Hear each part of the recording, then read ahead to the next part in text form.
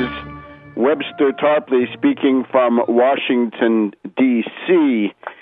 Now, today we're going to devote the totality of the program, or almost, to a major piece of analysis which I issued yesterday concerning the return of a very active and acute threat of U.S. forces becoming embroiled in hostilities with Iran. This is a 30-page study. It's well documented with 75 footnotes. I urge you to look at it soon. It's at tarpley.net, tarpley.net. You've got to look at tarpley.net several times a week at least to keep up with what is happening. And this is a paper of some substance, again, a major essay, because it represents a shift. And let me stress at the beginning, this is not just the routine. It's not the same old, same old. We have a number of people who have been putting out statements now over the last 2.5 years saying, oh, the U.S. is getting ready to attack Iran. And I think, although preparations and planning always go on, this was fundamentally not the case. We're now ending a period of about 2.5 years when the danger of war between U.S. and Iran was at a relatively low level. Now, in the past 2 to 3 months, this has changed. It is a shift. It is a profound difference in the world situation. You can associate this, it's not caused by, but it is expressed by and associated with things like the return of General Petraeus as, in effect, the U.S. military czar in the Middle East, and as the leader of the war party in general, the neocon presidential candidate, General Petraeus. And I'll go through a couple of these factors. So, again, we've had a period since about December 2007. December 2007 is when the U.S. intelligence community, the CIA, issued a national intelligence estimate stating rather bluntly, there is no Iranian nuclear weapons program. Iran is not, repeat, not trying to build an atomic bomb. That was 2007 in December.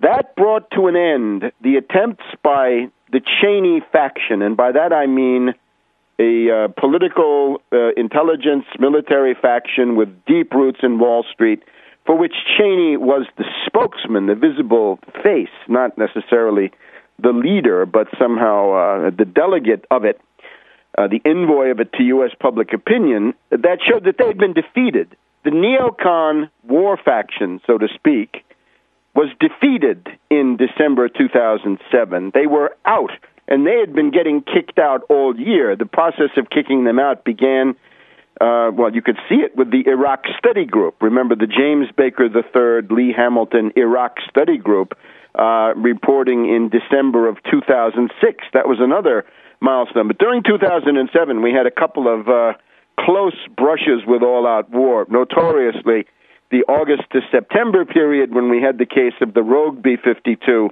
essentially hijacked by the Cheney Rogue Network faction, and at the point of flying to the Middle East. And we'll talk about the Kenny-Bunkport warning in a minute. The Kenny-Bunkport warning, in retrospect, looking more and more authoritative and more important. But that was the last gasp.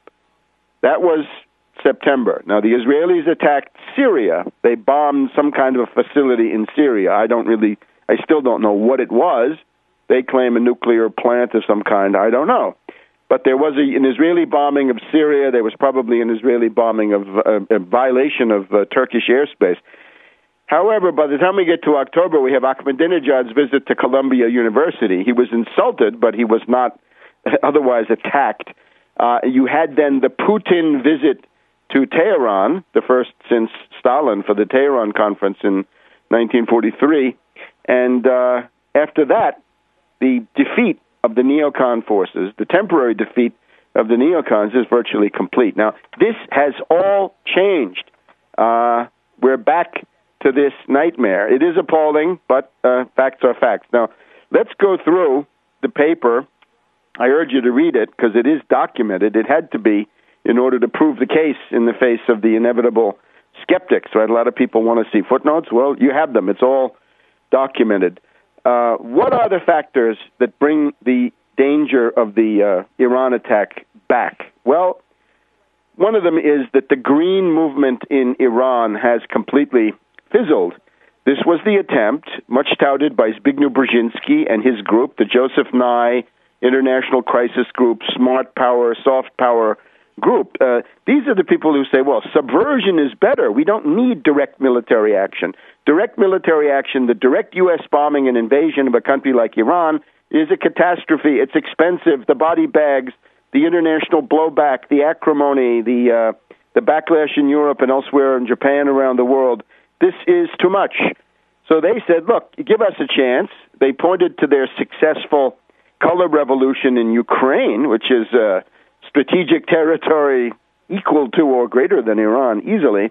And they said, look at what we did in November, December 2004 in Ukraine. We overthrew that government and put in a NATO IMF puppet in the form of that Yushchenko and Timoshenko regime. So we can do the same in Iran. And they, of course, fielded their Mousavi Rafsanjani faction. That was the death to Russia, death to China faction, the CIA faction, clearly enough.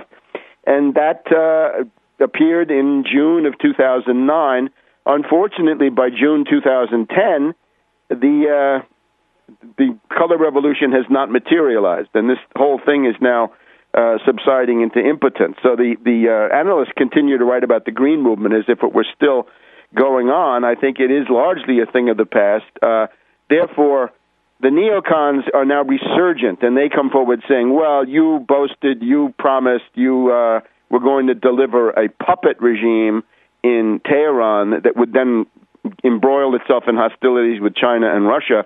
Of course, it all goes back to Brzezinski's use of Afghanistan against the Soviet Union in 1979. And they say, well, you haven't succeeded, so now let's get back to the neocon obsession, direct U.S. military attack, and we'll see how it comes. Second factor, Russian policy.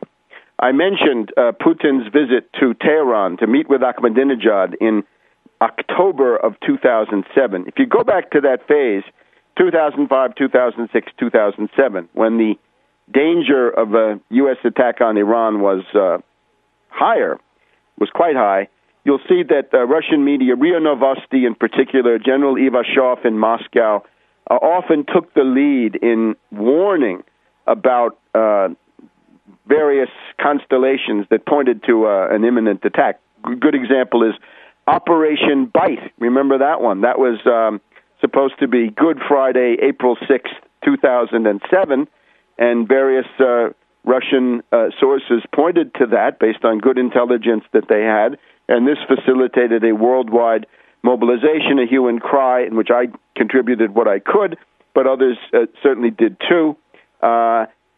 There was always the problem. Everybody was pretty convinced, I think, and it generally makes sense, Russia will not start a world war over something regarding Iran or any other country. Russia will respond only to attacks on itself, and that's clear enough. They can't be more Iranian than the Iranians. They have to be Russian. But there was always the question, what will Putin do? How will he react? And that could go in many directions, not war, but other things that could be quite unpleasant for the Anglo-Americans. This provided a measure of deterrence, and we're not sure we have that anymore. We'll be back in a minute.